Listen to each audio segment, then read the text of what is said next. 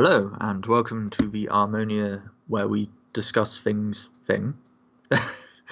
I'm Keith Williams, and hopefully you still recognise my voice despite my recent absence. If you don't recognise my voice anymore, that's okay. I'll introduce my co-host and hopefully a very familiar voice, Alethea Thompson. Hello, Alethea. How are you? I'm doing good. You? I'm doing okay, and today we are discussing a few things. Someone might have noticed that the last few weeks of our blog post have been based on really old lessons I wrote many years ago. And the last lesson was about finding a good teacher. So this week we are going to discuss teachers, mentorship, and clashes of personality. How do you reconcile when a teacher decides they no longer like the organisation they're working with, or they try to move on to green pastures, or they go independent? Or they just don't So, like you? or yes, Oh, if they just don't like the people they've been working with, which, you sadly, know, that's a reality. I'm just gonna be yes, blunt with y'all, man. that is a sad reality. Why do you think I don't work with so many people? Oh man. Well, I wasn't So, gonna go there. yes. Well, if we're going to open the can of worms, we might as well open the can of worms. No, this isn't about me whatsoever, but it is about some things we've observed for a long time in the Jedi community. Why do we see schisms in groups which otherwise seem quite cohesive? And why do we see a lot of schisms that just don't seem to end up with two groups which seem to be teaching the same thing? Why schism if you're going to end up teaching the same thing? So, and shouldn't begin sentences with so, I apologise for that. Thus, right, left, upwards, downwards, You and so wait on. till you start editing stuff like this. Guys, if you don't know, I'm also on Knights of Awakening. And there are times recently that I've had to edit things. You do not notice the words and, or so, or da as much as you do when you start editing. Very true. Same with transcribing, because you're supposed to leave those things out, but the temptation to type it in is scary. Because, of course, if you're typing as you're listening, which if you've got the talent of transcribing to do so, you do just end up typing what you hear. And style guides, you're not supposed to use ums. Either way, if you start out a sentence that way, Keith, it's okay. Most people Yeah, don't notice it. And now will we're going to have survive. a whole bunch of hate mail being like, I noticed that. But going on We to uh, the we we topic. get lots of hate mail. No, we don't. Better hate mail than no mail, I say. But back onto topic about hate, away from hate mail and onto topic. So again, just an there to round things out. We should have a look at the actual blog post that has inspired this discussion. Now, I wrote it, I think, over 8 years now. 8 years ago. And it's actually based off a Zen teaching in a book I owned years ago, which was 15 Lessons from Zen Masters. I can't recall the author's name and I can't find the book for the life of me. So, why is it important to find a good instructor? And I think that's a big question, especially in the general community, because there's so much out there written and you're able to read and learn by yourself. Why is it important to even have a mentor? I'll tell you why. Because Ah, sometimes that information is not given enough proper context. Let's talk about. exactly. I'm not getting religious here, guys. Just bear with me. Let's talk about the Bible. The Old Testament, which is the tradition of the Jewish culture, has an entire section of writings called the Mishnah. And I'm probably mispronouncing that. You But might be. yeah, it's Misnah. You can go look it up. But that entire tradition is there to help explain the oral tradition and all the things that integrate into the stories that were Hmm. given to the Jewish people. And that was supposed to help Jewish rabbis understand what they were teaching and what the Yep. importance of those stories were to the cultural identity. So when you read something, even if the person is doing their best to get every little thing written down, in fact, we saw this recently with a document called the Empire Statement that is going around the Jedi community recently. In there, people are discussing things and coming up with misconclusions.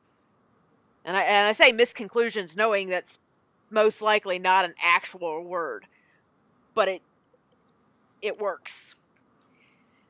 But people have looked at that, and so to go back, they are having the person who wrote it, or the person, I should say, that is spearheading the project for this document, is having to go and tell them that that's not what this means. Let me explain this to you. So having a mentor can clarify information. A teacher can help contextualize a lot of things. But for example, with most Jedi codes or most rendition of the Jedi Code, without someone to help guide you through it, or to demonstrate context, to demonstrate how people have taken it in the real Jedi community, it can be a very alienating and strange document. For example, most people written for the fiction, and I don't like it. Yeah, it was written for the fiction, but people have taken it and run with it. And if you don't contextualize it well, it is a bunch of nonsense. There is no emotion, there is peace. Well, we know emotion exists. We also know you can be at peace. Yeah, exactly. But my point is the statement itself. It's a statement which asserts something, but it doesn't actually qualify or justify the intent of the statement. And that's probably the job of a mentor more than anything else, or a teacher in the Jedi community, is to look at a lot of these teachings, because of course we are based on fiction. We are based on a fiction.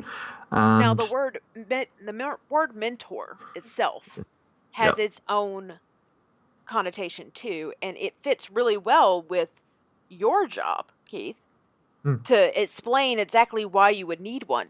So when you have something and you say, hey, this is what this means, you also get a flowing conversation to see if that person needs help to integrate it into their lives, because we're kind of life coaches in a way. That's what a mentor is. It is very much. And I mean, one aspect of being a psychologist, being involved in counselling or so forth, is we all have mentors. One job of the mentor is to talk us through things, is to make sure we are coping, to make sure we aren't struggling. Mentors are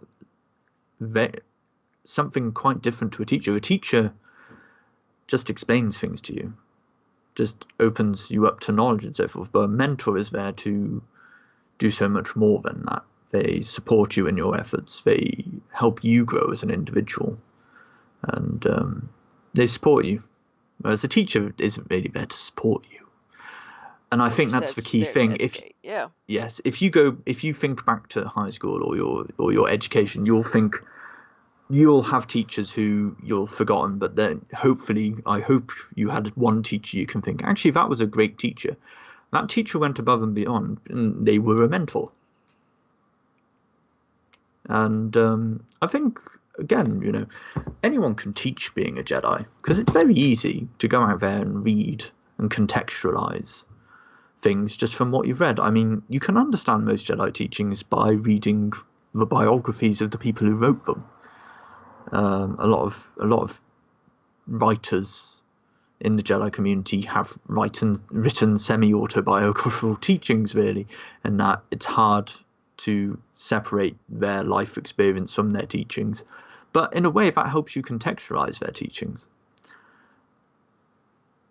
But then there becomes a big difference between being a mentor and being a teacher. So some people have, and it's something every community suffers, but the Jedi community especially has suffered, is that people come in, they think they're original thinkers, they think they have something original to teach, and they might do. And they come in as teachers, and then they want to start things, they want to start orders, they want to start projects, they want to become mentors to people. And there's a big difference between an original thinker who has good ideas and someone being a mentor. I think that you're putting the horse before the cart on this one, because that's not the biggest issue with people that just come in. The biggest issue that I see with people who come in and they start saying, hey, I want to start an order, I want to do this, I want to do that, is that they have no concept of what we've been teaching at all. No, they don't. And that again. And so it's a again, question of, do you even know what the path is? Like, I'm yeah, not saying you don't. Maybe you have read through everything, but can you prove first before you Yeah. go and do this stuff? And again, coming and I think both were issues rather than a horse and a cart issue. I think they're both just almost systematic issues each. And again, going back to the blog post and the teachings, and that's one of the 3 points made, is first to discern the orthodoxy of the teacher's approach.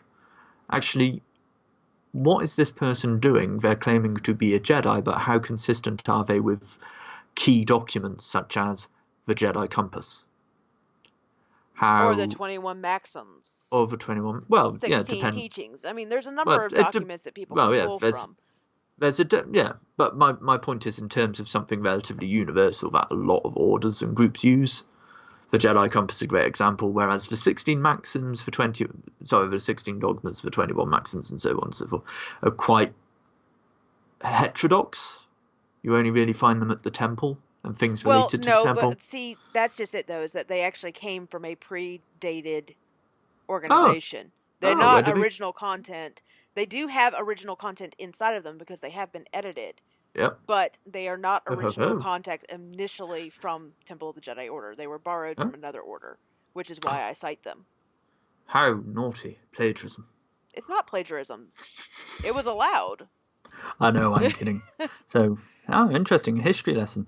But yes, that said, that's an example. How conventional, how consistent are this person's approach with what everyone else is doing and using the same label? I mean, for example, let's look at other things. So, for example, someone claims to be teaching karate, but they don't teach any kata. That person's probably not teaching karate, because kata is one of the foundation stones of karate. They're probably just teaching kickboxing in a gi. So you want to discern how consistent their teachings are with everyone else's. And that's what I mean by the Jedi Compass. It's used by so many orders that it can almost be taken as the litmus test of conventional Jediism versus someone's just made it up on the spot. And I mean, and that, again, getting back to the quality of mentorship and going back to what the difference between a good teacher and a good mentor is, when you're looking for a teacher or a mentor, you have to look at, has this person's students benefited from their instruction? And I think that's definitely a big thing with people just coming in. You don't know if people have benefited from their instruction. They come in and say, I'm going to be an instructor. Well, who have you taught? Who taught you? Who is supervising you? Who is helping you become a teacher, become a mentor? And a lot of people think that those questions are very hostile. But in reality, we're asking you because we want to know that we're allowing people to go to a quality instructor. Yeah. So someone who actually knows what they're talking about. Because there are so many times, people, listen to me. Like, I wish you could kind of see my hands right now. Just listen to me. The crux of this is that we have had people come in and they've wanted to sell $1,000 ebooks that isn't even 100 pages long. Wow. Yeah, I've had. That's $1 per page. $10 per page. Sorry, yeah. $10 per page. Math's failing me there. Sorry. Yeah, more than that, because it's not even 100 pages long. Right. Whereas our book, by the way, is pence per page. Good deal. Go buy it, please. You can find out about the Jedi. It's not that money doesn't go to you eating. That goes to the gatherings. It goes to me eating at the gathering. Well, It goes to us booking, all right, people. We're trying to make it so that you can actually go to a gathering at a lower cost. Yeah. But we need you to actually buy the Jedi navigation system to socialism. Alleviate that. Socialism. Jeez. Okay, we're not getting into politics today. Okay, we're not getting into politics. That's slightly later this topic. So, so we've gone through the first two, and I think that's the point two. Is it's your job. You'll notice I asked who's supervising you, who's helping you become a good teacher, because that's the thing. You do need supervising as a teacher. If you're an instructor, if you're teaching people, you need someone you can go to and ask, "Did I do that well? Is that something I did well? What went wrong there? What did I do well there?" And if you don't have that, and if you're not willing to accept that, you can't be a good teacher. You can't be a good mentor. And that's why it's important that you do try, if you do want to be an instructor, if you do want to be a mentor, try and get involved with someone who can help you become a good teacher. Because the thing is, if you do know your stuff and you talk to the right person, and that person acknowledges, oh, this person has good stuff. There's plenty of us out there who are willing to help you become a good teacher or a good mentor in this community. We aren't, just because you show up and say, I want to teach, we aren't going to say, well, how dare you? No, why do you want to teach? What are you bringing to the table? Talk to us. Please, before you take on a student, at least have an outline of what you're going to teach. Yeah, and that too. And again, and that comes to the last point I wrote in this blog post, which is, does a good teacher, does they open up possibilities? Do they create possibilities? Do they have a growth orientated mindset to what the student is learning and what the student is doing? And that's a key thing I have seen in a lot of orders and organizations, is that there comes a point where the student grows so much that a conflict of egos occurs with their mentor, with their teacher. And this comes back to the conflict of attitudes and personalities. And why do orders schism? You're right over there. Yeah, I'm good. I mean, when we look at what happens, there is some difficulty in different orders. Maybe you don't feel that you have the support to write a new program. Like, I can say that with Force Academy, I always had the support of other people to write a new program because nobody else was really writing full programs. No. Like, they would write lessons and lectures, but full-on programs. I was the first one to bring on a, 5-week course. Yeah. And it was called Aiding Emergency Services. Because at the time, we had a lot of people who were coming into the community and they wanted to be vigilantes. I was like, that's not how it should work. And let me explain how this works, because at the time, I was an MP. So I wanted to teach, this is what it is, and I did it all mostly textually on the forums, but either way, the point was that I was introducing those, and I always felt like I had support from people who were helping me write the programs. I would go to people who were cops. My unit helped a lot with that particular program when I was writing it, because there were questions I had, and I was like, well, what am I missing here? What am I missing there? And I had people that would work with me, and the support was, we'll help you, or we'll allow you to have this on Force Academy. And I had to be my own self-starter, don't get me wrong. Yeah. But in the end, I did get it done. Now, a lot of these orders, there have been orders where they'll start talking about how they want to put together a program, and then something will happen where they'll say, don't write that yet. We need to get approval from so-and-so. And then, in fact, one of the orders you were a member of, Keith, one of the ones that I met you on, I'm not going to say their name, but at the time, they were one of the ones that did that big time. They said, hey, we need the founder to approve this. And then the founder never came.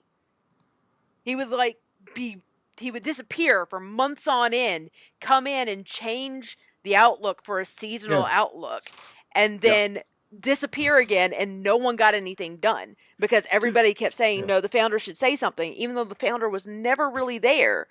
No. And then he would come in from time to time and he'd say, oh, well, I have this idea that I want to do, so don't worry about doing anything else, and then never do it. To be fair, that's a problem I have confronted several times. There was even an incident at the FA where we had to confront that issue, where someone disappeared for a long time, and then came back, criticised everything we'd been doing, and then started making unilateral decisions about things. Again, not mentioning names, it did not end prettily. It's just how sometimes things go. You do have to be careful with things like that. I mean, So again, at the time, but we're going to go on from that, is that one of the problems that has happened with this problem that we see, where you go in, you try to, and you feel like you have no support. Yep. And maybe you do something, like maybe somebody has done something really god-awful, and you take it to the organization. You have students, right? Yeah. You take it to the organization, you say, hey, here's an integrity, a problem of ethics that is being violated. Yeah. And then the organization's just kind of like, it doesn't look as bad as you're making it out to be. And maybe sometimes it's not. Maybe it is. No. Maybe sometimes it's not. But you feel like that this happens so often. Yeah. That you just can't support the organization anymore. Well, yes, that's very true. And so you leave, right? Because this has been another one that has happened in the community. And so you leave. You may form a schism that creates entire orders. Yes. Over something. Maybe it's education is your dispute. Maybe it's a clash of personalities. That was actually one of the issues when Temple of the Jedi Order and Temple of the Jedi Force back in 2006 broke apart. I think it was 2006, yeah. And that was only a year after they had really started. So they were already having issues. Yeah. Now, both orders are going strong still today, but the problem is, or eventually they had this problem. But sometimes it's just an individual, maybe one or two. Yeah. And they'll leave, and then you've got all these students that are left there, and they feel like they can't leave the order with that person because that person is either not starting an order themselves. Which does happen quite often. Right. Or they have completely disappeared off the internet altogether, and you have no way to know how to get in communication with them at all. Yes. Yep. So then you're left. You have nothing left. Or even life happens. Yeah. Life happens. They have something that occurs. They have a new baby in their household. Well, I'm sorry, I don't have time. I can't do all of this stuff, and I have to focus on my family. Yep. Those are understandable reasons, by the way. Family comes first. So if you have a mentor that does that, please don't get angry at them. Life happens. Yeah, and the thing is, if it does happen, and they don't have the time, there's other mentors out there. True. So you have this break. You have this break, and you're left with all these students, and some of them feel really, just horrible because they were left in the dust. Maybe they were even close to getting their knighthood, but now they feel like they have to restart everything because the new mentor has other things to teach and different things, and they have to make sure that all this stuff was done because that old person is not there to give them all of the material and say, hey, here's how far he's come. They're not able to give them a letter of recommendation because they've disappeared off the net. And you have to start from the ground up. Yep. Well, almost the ground up. You've had a lot of information that you've put into the forums, which can be used by that individual to see if they can give you an approximation. And I think this ties into another thing, is that someone can be a good teacher when you first find them because they're in a good place. And they are well equipped by their surroundings, by the people supporting them, to be a good teacher. But if that support disappears or something dramatic occurs, all of a sudden they can become a bad teacher, just because they don't have the time. Their personality hasn't changed, the quality of their teaching hasn't changed, but time is a huge factor in being an effective teacher. Yes. And if your student feels like they're being ignored, it's going to hurt the relationship. It's going to hurt the ability to really grow from what's going on there. Yeah, very much so. And so at some point in time, even as a mentor, you have to know when to cut somebody loose so that they'll have a better opportunity. Yeah. And again, this goes back to what I mean by having good support, being part of an organization where mentors are mentored, where people come together and they talk about problems, what are we doing good as a teacher, what are we doing bad, where there's good peer integration and conversation. Because that's the thing, if you have that, you can say, well, okay, I'm not really able to teach this person anymore, but I know someone who has similar thinking, similar methods to me, and maybe I can get them to gel together. So instead of you just leaving a student in the dust, you can, what time you have left, you can then help your student move on to someone new. And that's definitely a big problem I've encountered. Well, now you're right in some respects, but at some point in time, and I know this because I felt like this was kind of the case in my own military career. Yeah. There were times when what they would do is take a soldier and then flip them around from one NCO to another over the course of like 2 years, 3 years. Usually it's a 3-year tour. So over the course of like 3 years, you would get jumped from one team leader to another. And what the point was to give those team leaders an opportunity to experience different people so they could learn. Yeah. And it wasn't about, but what people felt like it was about was, we have a couple of people that may be problems. And so what they're really doing is, even though that really was not the case, what they were really doing was, in our minds, putting the problem people in somebody else's hands to see if that person could correct them.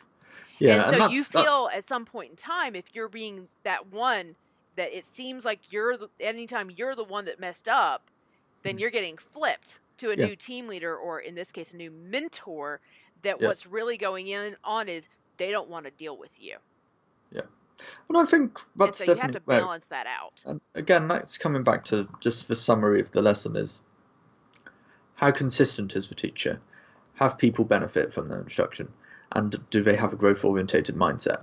And the thing is, some growth-orientated mindset teachers are the sort of teacher who will say, okay, you've learnt thus far from me, but I know I'm not particularly good at this particular skill, so I'm going to send you on to this other teacher. And that's definitely true for me. I know there's things I'm very good at teaching, but there's things I know I'm bad at teaching, and I would, in a heartbeat, I'd say, go to Alethea for that. She's good at that. That's what she does well. Because I know I'm not good at the religious side of this all. Probably not particularly good with the law enforcement or the respect of the law portion of it either. No offense, it's just that was my job. Yeah, and that's what I mean. So, and that's not me saying that person's a problem, I can't teach them. It's me saying, actually, no, I'm not the right teacher for this aspect of this. Move on. But what I would say is, I close that relationship by always saying, but you can always come back to me. Right. If you just need to talk, I'm always here. I'm not going to teach you this because I'm not the right teacher for this, but I'm always here if you need to talk to me. And that's what I think you need to do when you do have to close a teaching relationship. If you want to keep it a healthy mentoring relationship, you have to be honest. I don't have the time. I'm not the right teacher for this, but I'm not fobbing you off. I'm not saying you're a problem person. I'm just saying this isn't the right time for this teaching relationship. Here's a teacher who has the time, has the expertise. And again, that goes back to those 3 summaries. And yes, and I think that's probably how I'd sum up what it means to end a relationship healthfully. And I think a barrier a lot of mentors and teachers don't have is that they don't set up professional boundaries, because a lot of us don't work as professionals. We don't do this professionally. That's definitely something I see a big problem with in Padawan relationships and so forth. It's not necessarily a friendship at the end of the day. It's a business relationship. It's a professional relationship. And if you're being a mentor, if you're being a teacher, you need to set boundaries. So that when and if you have to end a relationship, you can do it effectively. Friendship is something you do after the teaching relationship. Whilst there's still a formal exchange of goods and so forth. So, for example, I wouldn't try and strike up a friendship right now with people who've paid for our services and are still going through them. Because there's a monetary exchange going on there, and money and friendship do not go well together. But it is 29 minutes 27, 28, 29, and 30 seconds into this conversation, and we like to wrap it up at 30 minutes. So we should bring this to a close. I don't know why this has millisecond counters, because it goes so quickly I couldn't tell you what the millisecond is anyway. So it's just the animation. The animator was like, I need to do this. It's been so long. Do you even remember how to close us out? How do I close this out? Mazel tov. Thank you for joining us, everyone. We hope that this has been a good discourse on what he wrote about earlier this week. Well, technically, like 8 years ago. And you've gotten a little bit more out of it. And we hope that everybody is transformed through their understanding of the Force.